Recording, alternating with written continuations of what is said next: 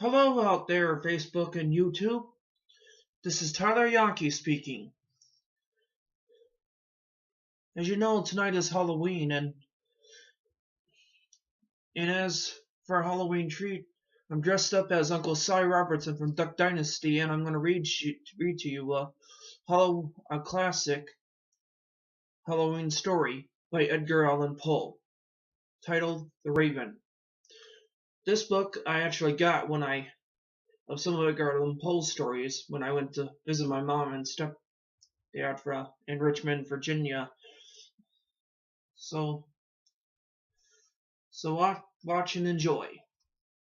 The Raven by Edgar Allan Poe. Once upon a midnight dreary, while I pondered, weak and weary, over many a quaint and curious volume of forgotten lore, while I nodded, nearly napping, suddenly there came a tapping, as of some one gently rapping at my chamber door. "'Tis some visitor," I muttered, tapping at my chamber door. "Only this, and nothing more." Ah, distinctly I remember it was in the bleak December, and each separate dying ember wore its ghost upon the floor.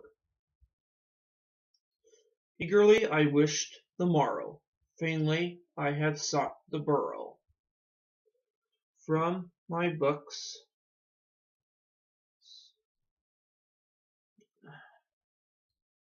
surcease of sorrow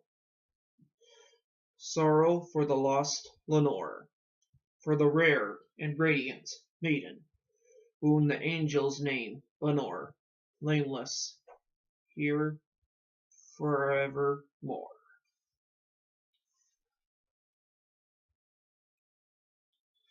The silken, sad, uncertain rustling of each purple curtain thrilled me, filled me with fantastic terrors never felt before, so that now, to still the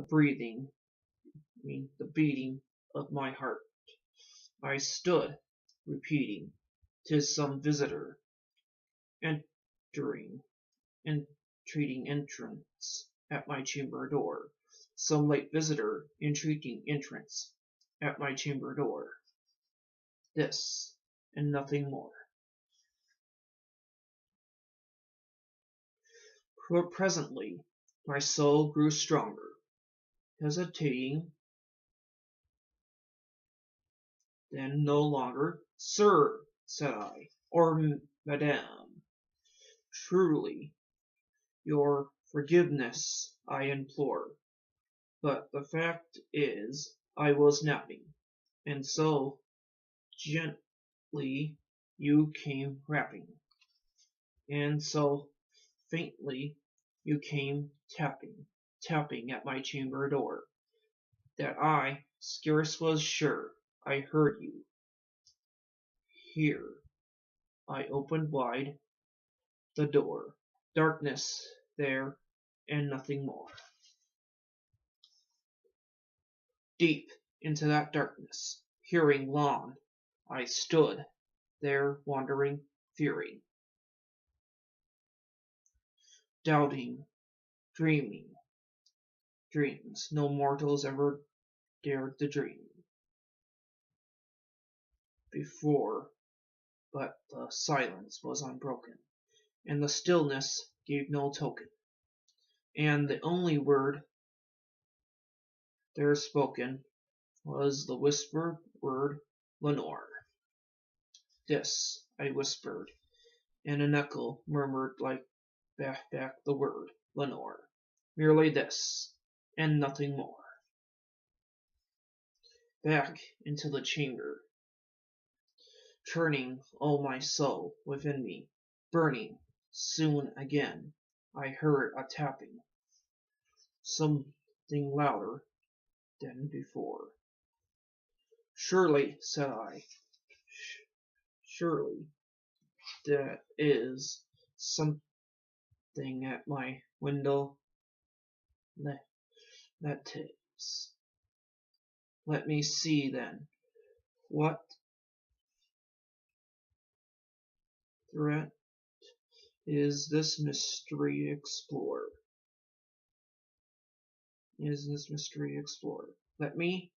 Let my heart be still a moment, and this mystery explore. 'Tis the wind and nothing more.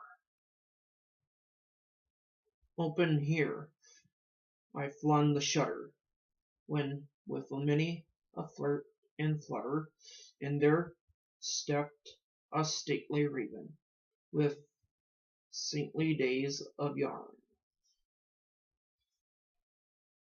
Not the least obeisance made he, not a minute stopped or stayed he, but with name of lord or lady, perched upon my chamber door, perched upon a bust, a palace, just above my chamber door, perched and sat, and nothing more. Then this ebony bird, beguiling my sad fancy into smiling, by the grave and stern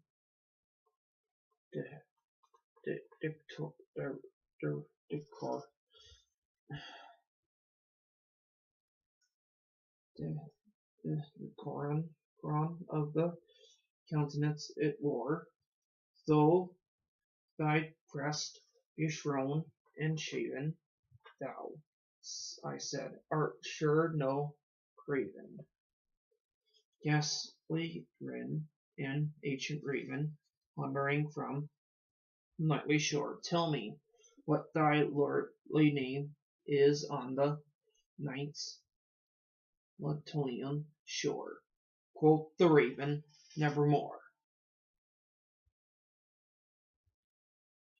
Much I marvelled this ungainly fowl, hear discourse so plainly, though its answer little meaning, little relevancy bore, for we cannot help agreeing that no living human being ever yet was blessed with seeing a bird above his chamber door, bird or beast upon the sculpted bust above his chamber door, with such a name as Nevermore. But the raven, sitting lonely on that placid bust, spoke only that one word, as if his soul in that one word he did outpour. Nothing further than he uttered, not a feather than he fluttered, till I scarcely more than muttered, other friends have flown before. On the morrow he will leave me, as my hopes have flown before. Then the bird said, nevermore. Startled at the stillness, and the stillness broken by reply, so aptly spoken, doubtless, said I, what it utters is its only stock and store, caught from some unhappy master, wound on merciful disaster, followed fast and followed faster till his sons one burden bore, till the dregs of his hope that melancholy burden bore, of nevermore.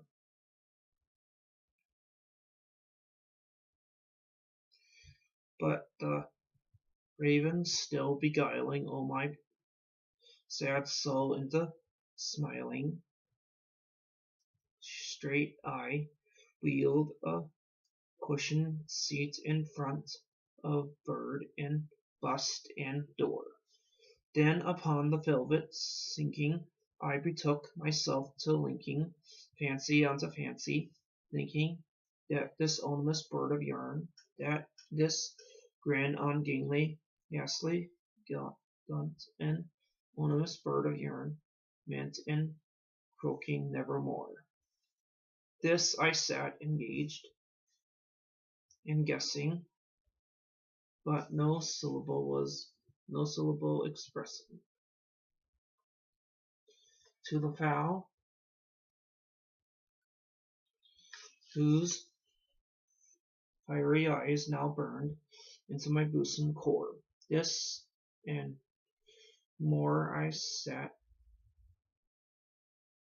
divining with my head at ease reclining on the cushion's velvet lining. That lamp light floated over, but whose velvet violet lining with the lamp light floating over. She shall pass, nevermore.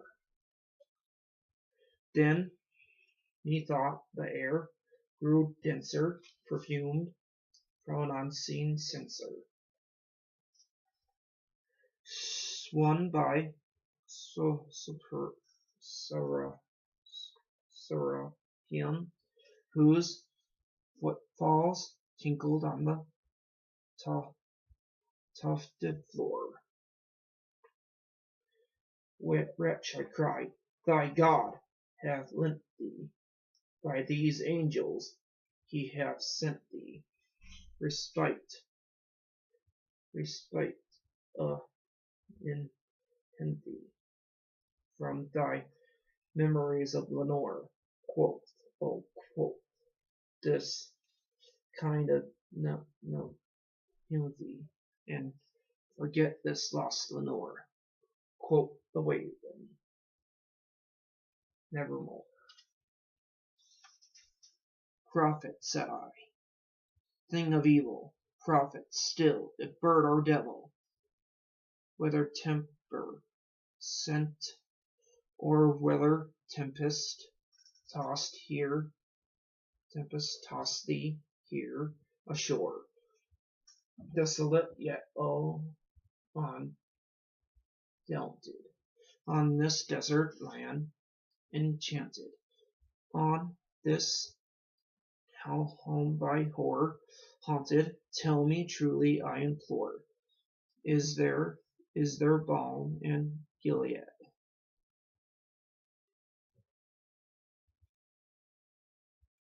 Tell me, I implore. Quoth the Raven, nevermore. Prophet, said I, thing of evil, prophet still, if bird or devil, by that heaven that bends above us, that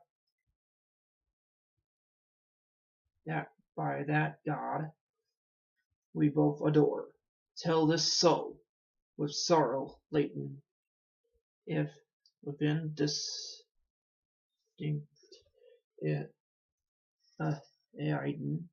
Aiden, it shall clasp a sainted maiden, whom the angels name Lenore, clasped a rare and radiant maiden, whom the angels name Lenore.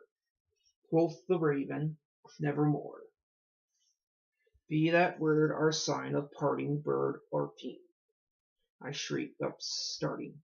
Get thee back into the tempest and the night's Plutonium shore.